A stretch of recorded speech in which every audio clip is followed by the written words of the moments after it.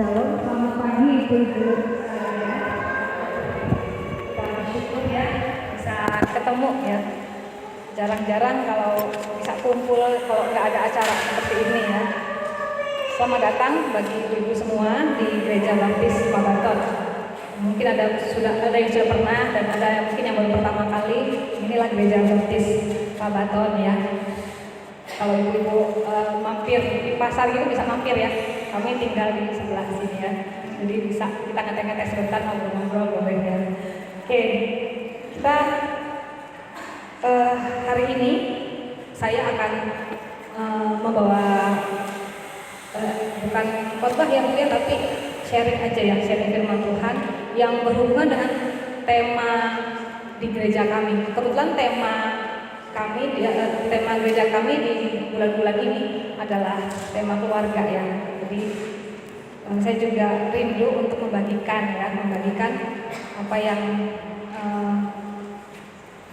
menjadi pembacaan firman Tuhan yang saya renungkan ya di bulan ini. Kita akan membuka ibu-ibu kitab Yosua. Kita belajar dari Yosua ya. Yosua 24 ayat 15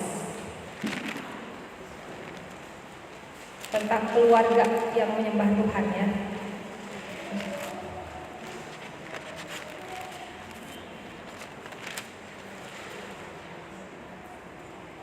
Yosua 24 ayat 15. Jika sudah ketemu katakan amin ibu-ibu.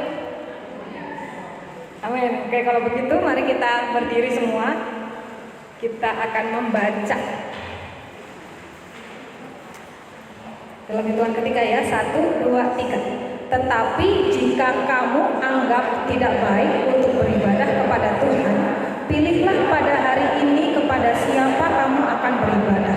Allah yang kepadanya nenek moyangmu beribadah di seberang sungai Efrat, atau Allah orang Amori yang negerinya kamu diami ini. Tetapi aku dan seisi rumahku, kami akan beribadah kepada Tuhan. Silakan duduk ibu-ibu. Kita akan berdoa ya. Tuhan, Engkau Allah kami yang kudus, Engkau Allah kami yang baik, Allah kami yang luar biasa ya Tuhan, pencipta alam semesta ini Tuhan. Tidak ada Allah lain selain Engkau ya Tuhan. Dan saat ini Tuhan kami rindu Tuhan untuk merenungkan firman Tuhan bersama-sama dengan ibu-ibu JDW ya Tuhan, tentang firman Tuhan yang terbuka di hadapan kami saat ini. Tolong kami Tuhan untuk mengerti misi Tuhan dalam kehidupan kami, supaya kami boleh mempraktikannya dalam kehidupan kami sebagai anak-anak Tuhan yang boleh mewariskan warisan rohani bagi generasi setelah kami. Terpujilah Engkau ya Tuhan, di dalam nama Tuhan Yesus kami berdoa. Amin. Ya ibu-ibu yang terkasih dalam Tuhan, setiap hari itu kan kita diperhadapkan dengan berbagai pilihan ya ibu ya. Tadi begitu buka mata bangun pagi, pasti bangun pagi ada pilihan mau angkat selimut lagi atau mau bangun, mau pipis dulu atau mau nyolokin magicom dulu ya, mau kesini mau pakai baju apa gitu kan, mau pakai lipstik yang warna apa gitu kan, milih terus ya. Dan ada banyak pilihan dan keputusan yang kita harus ambil setiap hari. Nah ada juga pilihan yang sangat berpengaruh sekali ya. Kalau kita salah, nyeselnya belakangan ya ibu-ibu ya. Kalau di depan namanya pendaftaran ya, kalau di belakang penyesalan ya. Kalau di depan ya pendaftaran. Lupa angkat jemuran, wah sekarang musim hujan ya. Itu nyesel. Aduh, basah semua ya, seharian nyesel ya. Atau kalau ibu pernah potong rambut terus salah potong gitu kan. Itu nyeselnya berbulan-bulan. Saya pernah ibu salah pilih tukang potong rambut. Dia asik main HP sambil motong rambut saya, akhirnya apa itu jadi salah potong. Ini jegeran. Aduh, berdiri semua ini jadi kayak apa ya? Jadi kayak Andika Kangen Band kalau ibu lihat ya. Atau kalau nggak kenal Andika Kangen Band ya pengamen-pengamen jalanan itu lah ya, yang jebrik-jebrik begitu. Aduh, saya malunya. Padahal waktu itu saya lagi jadi ngajar ke sekolah, diketawain sama murid saya. Aduh, jadi malu. Akhirnya saya pakai banduk yang gede supaya nutupin menjeprik saya itu tadi. Aduh, nyesel berbulan-bulan nunggu itu panjang ya rambut. Aduh, jadi itulah kalau kita salah dalam memilih ya. Salah pilihan, pilih jurusan kuliah, nyeselnya 5 tahun. Salah pilih pola makan, bisa darah tinggi ya. Makan gorengan kebanyakan bisa kolesterol, aduh sekarang gitu ya. Salah pilih tempat tinggal, salah pilih rupanya tahu-taunya tempatnya banjir terus ya, kita bertahun-tahun ya tinggal di situ, aduh nyesel ya. Salah pilih pasangan hidup ya, kita nyeselnya seumur hidup ya.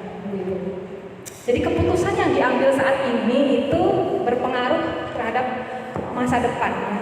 Sampai bahkan berpengaruh sampai detik terakhir hidup kita di dunia. Tapi ada satu keputusan yang berpengaruh hari ini, ke depan, bahkan sampai kekekalan, Ibu ya. Keputusan apa? Keputusan yang lebih penting dari keputusan sehari-hari. Kita mau makan apa, makan di mana ya.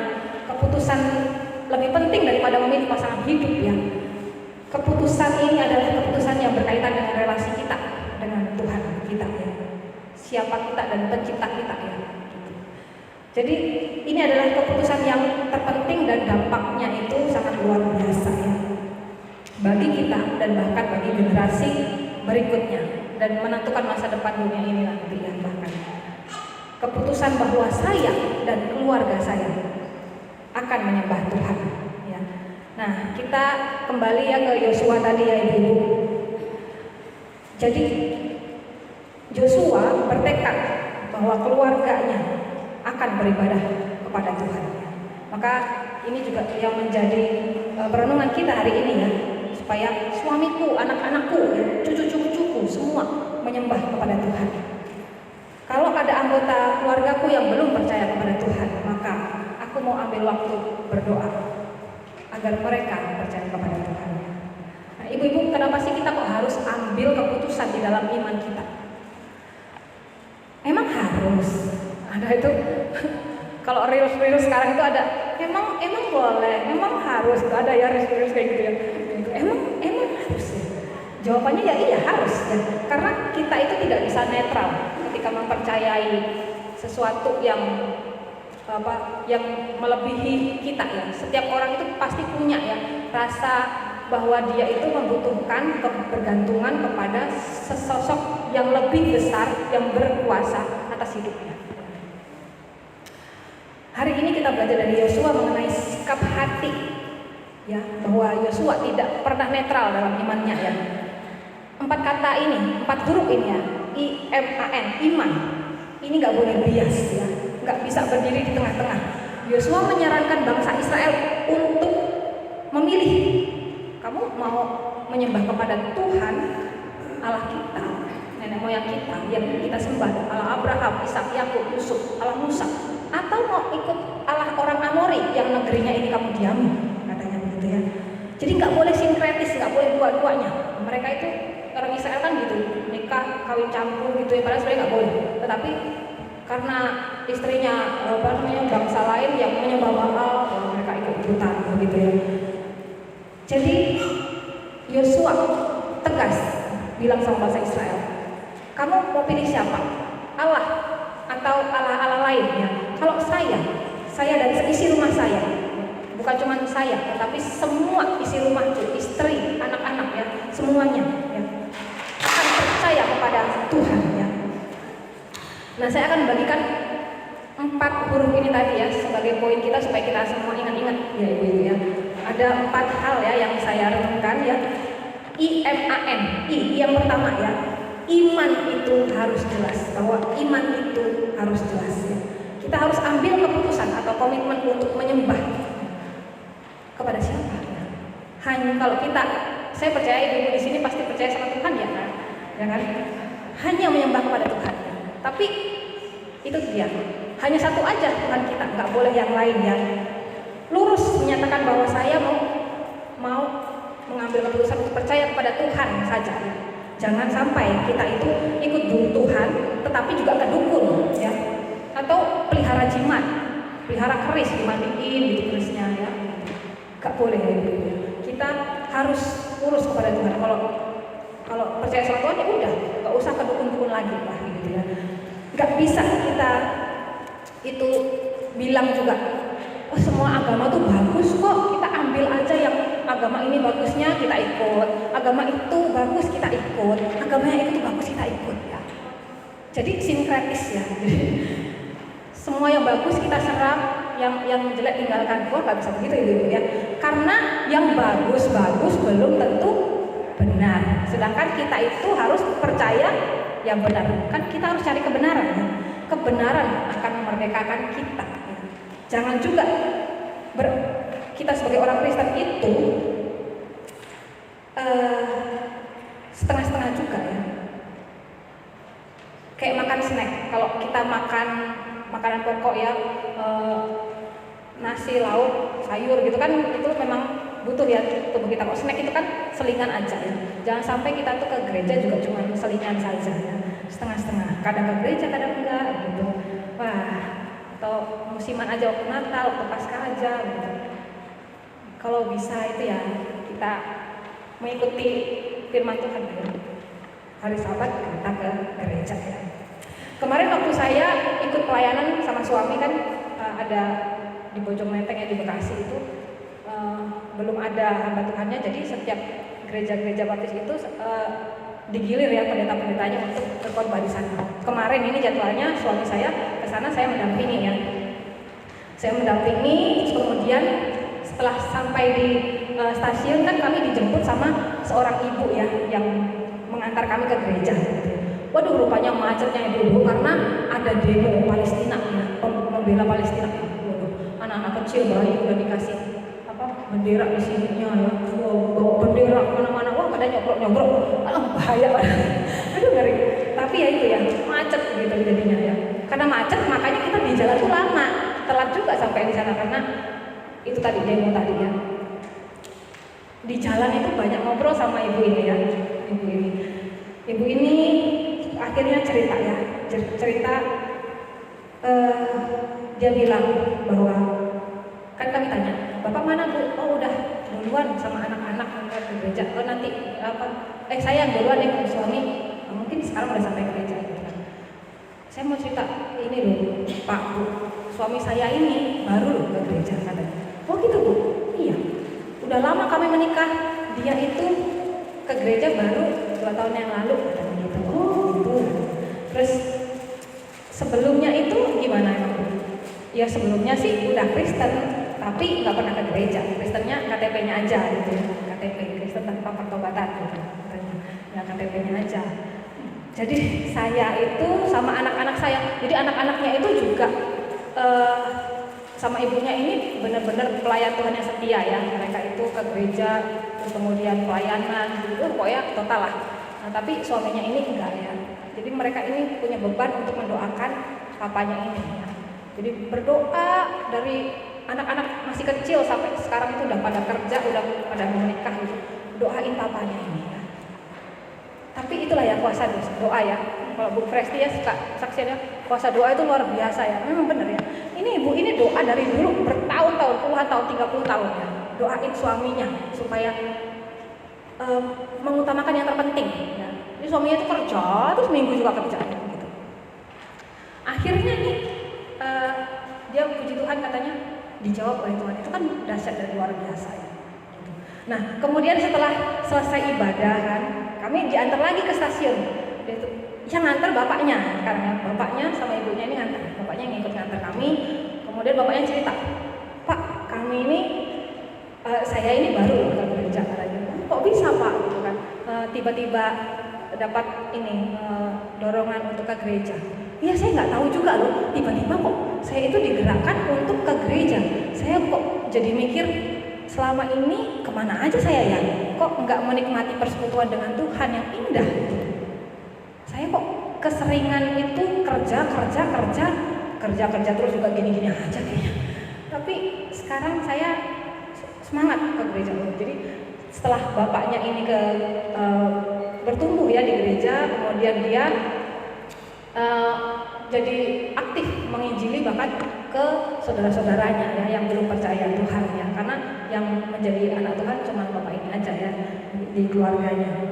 Wah, luar biasa ya ibu ya. Berarti kuasa doa itu luar biasa. Meskipun katanya tuh istrinya tuh ya enggak ngajak-ngajak terus ya, ayo dong, enggak kayak gitu ya. Tapi dalam senyap ya, memberi teladan, kemudian mengingatkan, tetapi dengan halus, kemudian dengan berdoa ya. Itu kuasanya luar biasa ya, Tuhan yang bekerja, Roh Kudus yang berkarya ya. Mujizat Tuhan luar biasa ya. Jadi mari ibu-ibu kita semangat dalam mendoakan dan mengajak keluarga kita yang belum percaya kepada Tuhan supaya mereka bisa percaya Tuhan yang benar ya. Itu yang pertama ya. Kemudian IM ya, memakai, menghidupi standar Allah ya. Ketika Yosua berbicara ya, kami dan seisi keluargaku akan beribadah kepada Tuhan. Itu berarti Yosua akan hidup sesuai dengan standar Allah ya. Jadi kalau misalnya kita berprinsip, udahlah ke gereja nanti aja lah. Nanti kalau udah tua lah, gitu, udah nggak bisa kerja lagi, udahlah baru pelayanan, gitu. Nah gitu. Atau nggak usah penginjilan lah, nanti saya takut dibenci sama keluarga saya. Nanti malah dijauhi gimana? Gitu. Nggak usah hidup saleh lah, nggak usah kudus-kudus amat lah, jadi orang Kristen nggak usah jaga kekudusan lah. Nanti dibilang sok rohani pula. Gitu ya. Nah ini berarti standar hidupnya masih bergantung apa kata orang. Standar hidup kita masih bergantung apa kata orang lain, penilaian orang lain ya. Kalau takut dilihat orang begini itu masih standar orang ya. Tetapi kalau kita sebagai anak Tuhan, kita memang harus jelas ya, memakai dan menghidupi standarnya. Kita tuh bukan standar orang lagi, tapi standarnya Tuhan ya, standarnya Tuhan. Gak boleh kita misalnya jadi orang Kristen kemudian minggu ke gereja ya, udah hari Senin ya waktunya gosip-gosip, waktunya nyolong, waktunya bohong ya bohong. Enggak ya, kita hidupi standarnya Tuhan ya. Enggak boleh ikut apa kata dunia ini ya. Karena kita nggak bisa kayak angkot ya, dulu bentar ke kanan, bentar ke kiri, sono sini. Kita yang di belakangnya deg-degan aja terus ya, nabrak nanti ya, takutnya ya. Nah ibu yang terkasih dalam Tuhan, hubungan antara kita dengan Allah itu nggak bisa abu-abu ya. Waktu ibu dulu pacaran ya, pernah ya mungkin pacaran ya, pernah nggak ketika deket sama mantan pacar ibu itu kalau misalnya digantung tuh rasanya gimana? Kan nggak enak ya, pacaran terus nggak mau nikah gitu kan, kayaknya sia-sia ya ngapain gitu kan, gitu kan nggak jelas gitu kan. Jadi abu-abu itu nggak enak ya, pasti nggak mau ya, pasti pengen kejelasan ya. Maka ada lagu yang tercipta sampaiannya, kau menggantungkan hubungan ini ya, gitu-gitu. Jadi gantung tuh gak enak gitu. Sampai kapan aku harus menderita karena cinta gitu. Jadi benar-benar butuh komitmen ya untuk ini sampai mana kita itu mau menikahkan begitu ya. Nah pacaran aja nggak mau abu-abu, apalagi dalam hal rohani ya, kita nggak bisa, nggak boleh abu-abu ya. Karena setiap detik ini adalah milik Tuhan. Jadi kalau milik Tuhan, maka kalau kita nggak dimiliki Tuhan, kalau kita setengah-setengah, nggak bisa, itu juga jadi milik setan ya. Yang setengahnya kemana? Itu jadi milik setan. Harus total ya milik Tuhan. Ketika orang milih netral di tengah antara Tuhan dan dunia ini, maka bisa dipastikan masih diperbudak oleh dosa. Karena dalam hal ini netral sama dengan menolak Allah ya. Karena Allah sendiri berkata dalam Alkitab bahwa jangan ada padaku Allah lain di hadapanku. Nggak ada seorang pun yang bisa mengabdi dua tuan ya, nggak bisa ya. Karena kita semua adalah hamba ya. Kita semua itu adalah hamba yang mengabdi kepada tuannya ya. Tergantung tuan kita itu siapa. Jika kita ini nggak mengabdi kepada Tuhan Yesus Kristus yang kita sembah, ya berarti kita ngabdi sama setan ya. Kalau bukan hamba kebenaran ya hamba dosa gitu ya. Seluruh keluarga, seluruh jiwa harus untuk Tuhan ya, karena dosa juga sedang mengejar manusia untuk menjadi tuan sepenuhnya ya. atas hidup manusia. Ya. Dunia ingin memonopoli hidup kita, maka lebih baik kita dimonopoli sama Tuhan. Ya. Kenapa istri Lot itu jadi tiang garam? Ya. Istri Lot jadi tiang garam. Waktu lari, waktu Sodom dan Gomora terbakar, ya, dia nengok ke belakang, masih nginget ya harta bendanya yang di sana, ya, dia masih terikat ya hatinya ya dengan yang ada di belakang. Padahal Tuhan bilang nggak boleh nengok, lari ke depan. Nah, gitu. Akhirnya dia jadi tiang garam ya, masih setengah-setengah ya, pengen lari ke depan tetapi juga masih mau nengok ke belakang ya. Begitu. Ibu-ibu yang terkasih dalam Tuhan, Tuhan Yesus mengatakan dengan jelas kepada jemaat di Efesus juga ya, bahwa jemaat Efesus itu kan katanya suam-suam kuku ya, nggak dingin, nggak panas, maka aku akan memuntahkan, ya katanya begitu ya. Jadi pada hari ini kita dipanggil ya dengan jelas kemana kita akan membawa keluarga kita ya. Jangan biarkan keluarga kita itu tidak ada komitmen di hadapan Allah. Ya. Mesti ada komitmen yang dibuat, karena tanpa komitmen hanya akan seperti istri Lot tadi ya, bisa binasa ya. Dan dunia suka yang seperti ini ya, setengah-setengah, hidup tanpa komitmen, menjalin pernikahan tanpa komitmen, pacaran tanpa komitmen untuk jaga kekudusan, berdagang tanpa komitmen. Jadi semua kalau bisa tanpa komitmen itu yang dimaui iblis ya. Dan jangan sampai kita bergereja juga tanpa komitmen ya, karena kan kita bisa diombang-ambingkan oleh angin pengajaran sesat ya kalau kita tidak tertanam di gereja kita masing-masing ya. Lalu selanjutnya yang ketiga, IMA ya sekarang ya, ada keyakinan rohani yang tidak dapat disembunyikan ya. Nah, karena keyakinan Yosua ini enggak disembunyiin sama dia ya, dia menyatakan imannya berdiri di hadapan umum di antara seluruh umat Israel bahwa dia dan keluarganya akan menyembah kepada Allah. Dia nggak bilang, komitmenku di hati sajalah, aku diam-diam aja, biarlah bangsa Israel ya. Jadi enggak ya, tetapi dia menyatakan di depan umat Israel ya. Dia enggak bilang bodoh amat lu gitu, enggak, tapi komitmennya dinyatakan bahwa dia setia mau ikut Tuhan ya. Dia tidak mengaku bahwa dia tidak ragu-ragu ya akan imannya ini tadi ya. Nah, apa tujuan Yosua mengatakan dengan terbuka ya? Ini untuk mempengaruhi orang Israel pada waktu itu.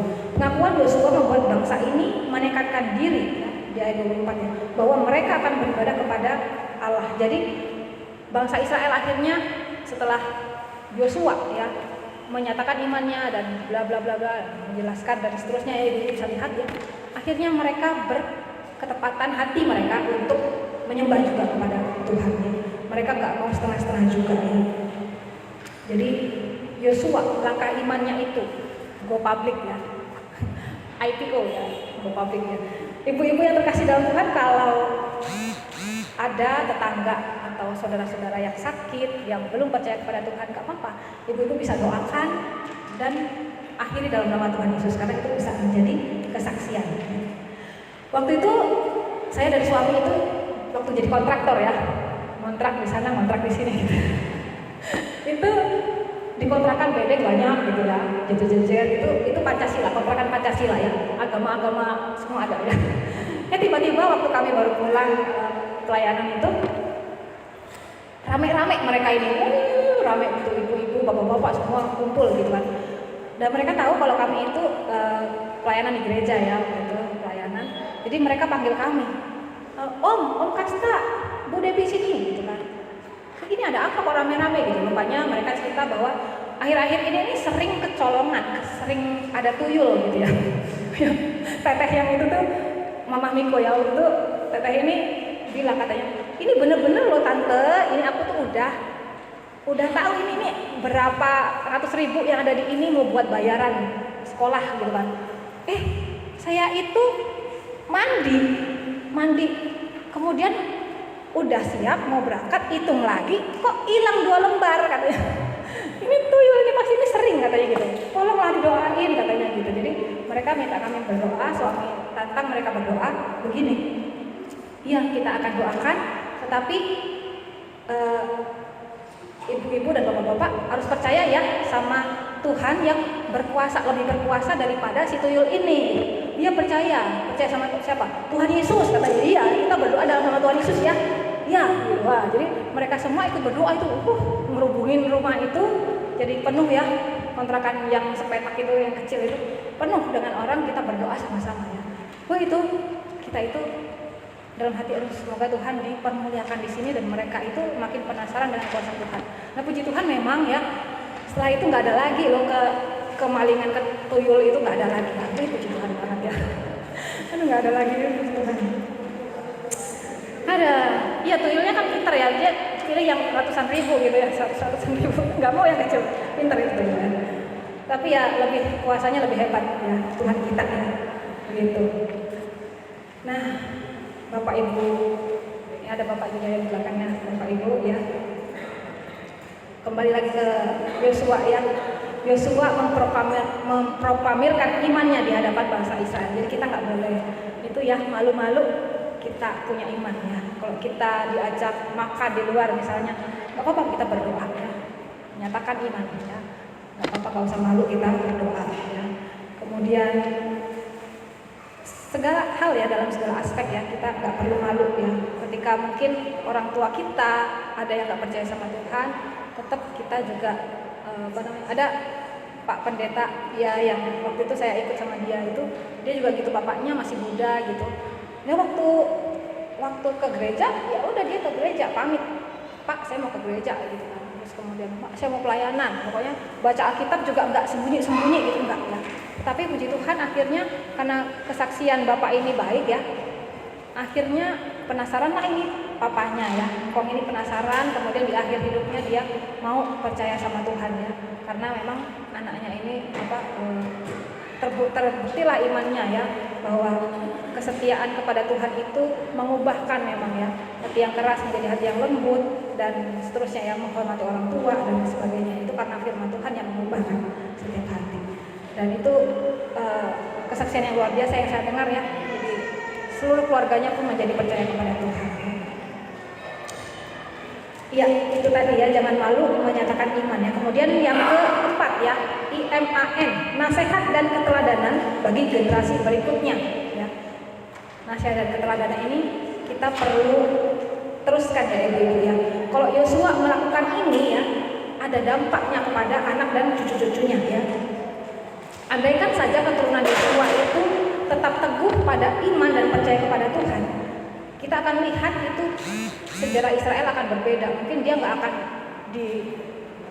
diperbudak bangsa lain, mungkin sampai sekarang dia akan tetap tinggal di tanah perjanjian itu ya. Sekarang ada perang terus itu karena apa? Karena tegar teguh ya Israel. Sebenarnya Allah itu sangat mengasihi bangsa ini, tetapi karena kedegilan hatinya yang terus mau mendua ya, akhirnya bangsa ini terus ditegur oleh Tuhan ya. Karena ada generasi yang terputus. Nah, kita bisa lihat Ibu-ibu, kita akan coba buka ya di Yosua pasal 24 ayat 31. Minta tolong Ibu-ibu yang sebelah sini untuk bacain bareng-bareng ya. Yosua 24 ayat 31. Ayat 31. Nah, ini sudah meloncat jauh, tapi ini kita akan lihat akhirnya ya. Sudah Ibu-ibu, silakan 1, 2, 3.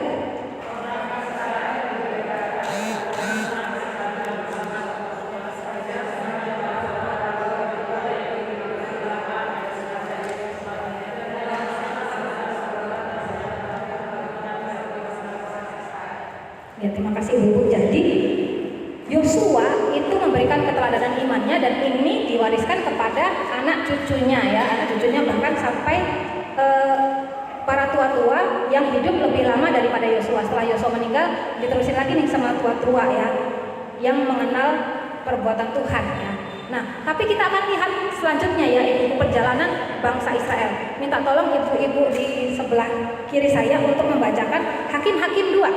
Hakim-Hakim 2 ayat 10. Coba kita lihat. Sudah ketemu Ibu-ibu? Kalau sudah, akan baca bareng-bareng ya dalam hitungan ketiga ya. 1, 2, 3.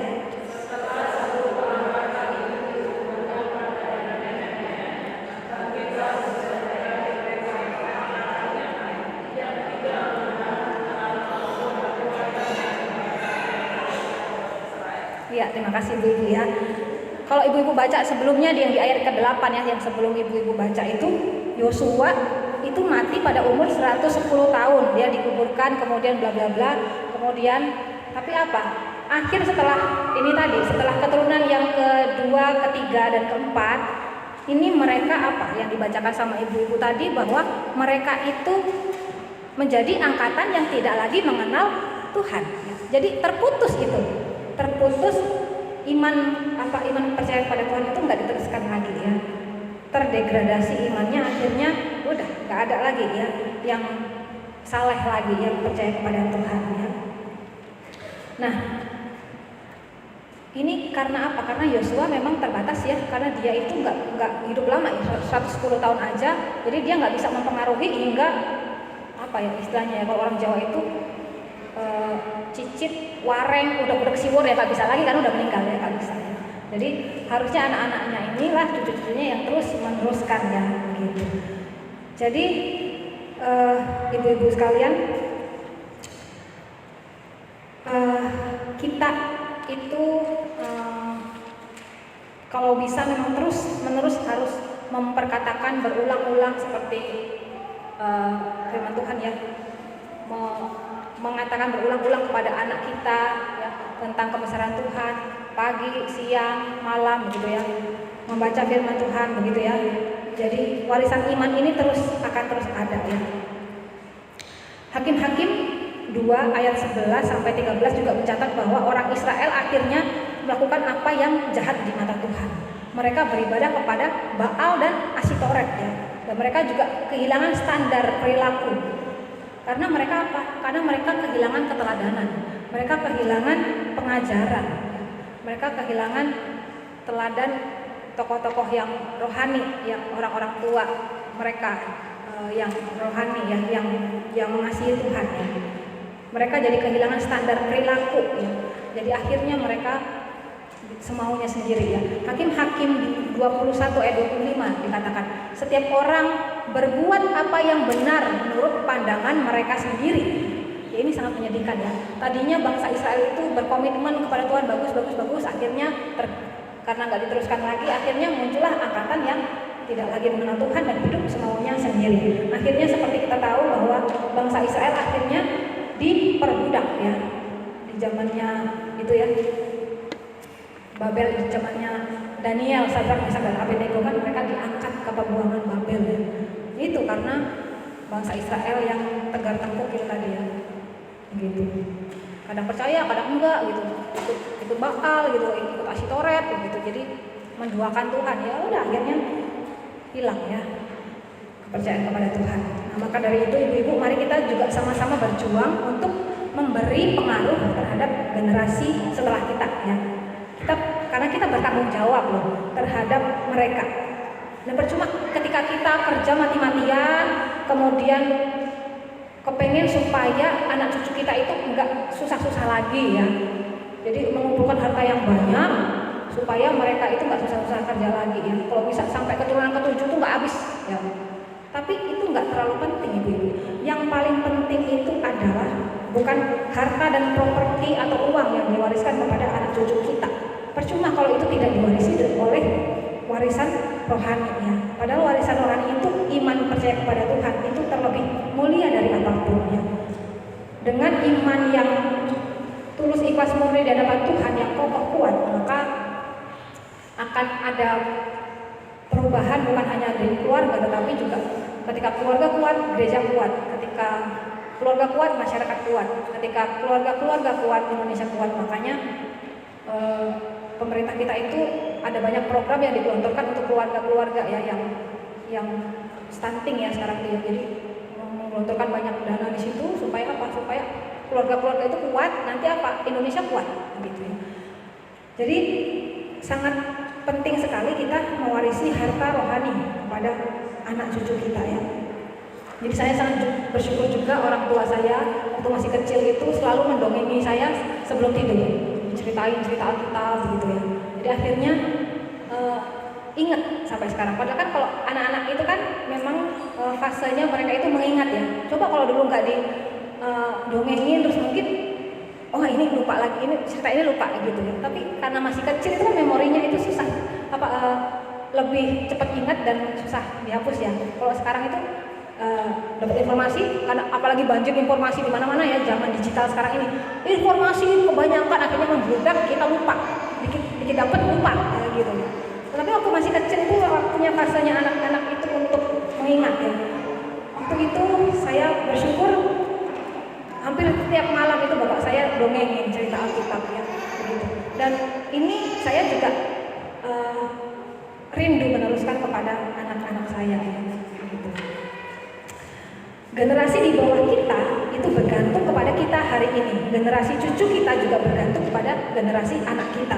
Maka kita harus tatar anak-anak kita melebihi kita ya. Dan jangan menjadi orang tua yang memutuskan mata rantai rohani ya.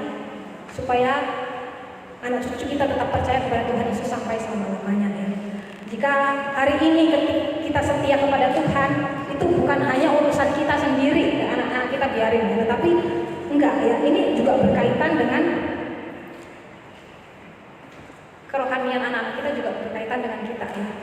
Jadi jangan sampai keturunan kita akhirnya akan menjadi jemaat seperti jemaat Efesus ya, yang enggak dingin enggak panas, akhirnya dimuntahkan. Akhirnya benar ibu-ibu, itu Tuhan mengangkat kaki Dian dari jemaat Efesus. Akhirnya gereja di sana ditutup, kekristenan udah enggak ada lagi. Jangan sampai seperti itu ya. Generasi kita jadi terhilang ya. Jika orang tua kita begitu setia kepada Tuhan ya, memberi teladan kepada kita dalam mengikut Tuhan, maka mari kita meneruskan kesalehan itu ya. Ketika kita meneruskan teladan itu, kita akan menjadi pengaruh bagi generasi setelah kita yang punya hati terpaut setia kepada Tuhan. Kalaupun orang tua kita belum mengenal Tuhan, mari kita memulai dari diri kita. Estafet rohani itu tadi, jangan sampai terputus sampai keturunan-keturunan kita nanti ya. Dan ingatkan anak-anak kita bahwa mereka harus bertanggung jawab ya, bukan lagi kepada kita tetapi kepada anaknya nanti ya, untuk meneruskan estafet rohani ini. Ibu-ibu sekarang kalau bawa HP dan ada kuota bisa buka ya di Google ya. Itu ada MAX Jukes. Bisa, boleh sekarang dibuka apa? Nggak masalah kalau waktu saya khotbah ibu-ibu buka HP nggak apa-apa. Ya. Max Jukes ya. Karena ini penting juga ibu nanti bisa belajar dari ini ya. Kalau nggak percaya, ini ada bukti yang sudah diteliti ya. Ada penelitian di situ ya. Max Jukes, MAXJUKES.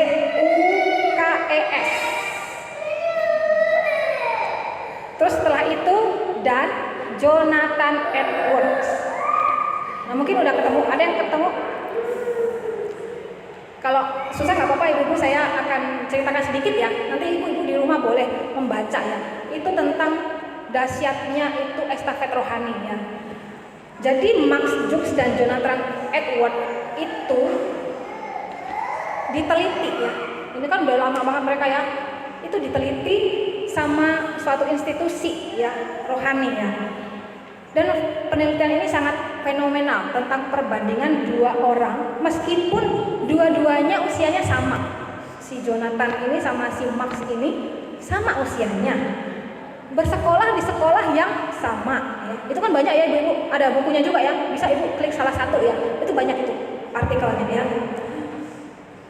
Jadi meskipun usianya sama, tinggal di kota sama, kemudian pendidikannya sama begitu ya. Tetapi yang menjadi perbedaan, satunya cinta Tuhan, satunya ateis. Apa yang menjadi hasilnya di keturunan mereka yang ke 100, 200, 300, 400, 500, 600, bahkan sampai 900 diteliti. Wah, kalau orang Batak itu ada keturunan-keturunan enak ya, tahu silsilah. Nah mereka juga diteliti, wah silsilahnya ini. Wah, rupanya ditemukan ibu-ibu bahwa hasilnya keturunan mereka sangat jauh berbeda ya. Max Jukes yang ateis ini tidak percaya sama Tuhan ya, keturunannya itu menjadi musuh negara Amerika ya. Ada yang pemabuk, ada yang pembunuh, dan rata-rata itu dipenjara 13 tahun. Keturunannya mereka ini, keturunannya Max Jukes ini ya. Sedangkan berbeda dengan keturunan Jonathan Edwards. Kalau Jonathan Edwards itu kan ibu-ibu bisa lihat ya, dia itu kan pengkhotbah ya, hamba Tuhan yang benar-benar setia ya. keturunannya ya, hingga keturunan 900 ya, menjadi berkat bagi negaranya ya. Keturunannya menjadi profesor, ada yang menjadi rektor, ada yang menjadi pengarang buku, ada yang menjadi dokter, ada yang menjadi pengacara, ada yang menjadi politikus, bahkan ada yang menjadi wakil presiden ya, gitu. Jadi ini membuktikan bahwa iman yang diwariskan dari generasi ke generasi itu dampaknya hingga ke bangsa dan negara. Maka kita saat ini bersemangat ya Ibu, kita doa bukan hanya buat diri kita, gereja kita, tapi juga bagi kota kita, bagi bangsa negara kita supaya dilawat oleh Tuhan semua ya. Dan dimulai dari keluarga kita ya. Dimulai dari keluarga kita. Ya. Jika kita setia di dalam iman dan takut akan Allah, maka berkat bagi keturunan kita akan terus mengalir dari generasi ke generasi, tidak akan terputus, dan Tuhan akan memberkati keturunan kita, bangsa kita, bahkan dunia ini ya. Dan itulah kerinduan hati Tuhan juga ya, bahwa memberitakan Injil ke seluruh bumi dan nama Tuhan dikenal, dipuji dan dipermuliakan sampai di seluruh bumi ya. Ini kesimpulannya tadi ya. Mari kita menjadi pribadi yang beriman seperti teladan Yosua. Yang pertama, iman kita itu harus jelas. Kemudian memakai dan menghidupi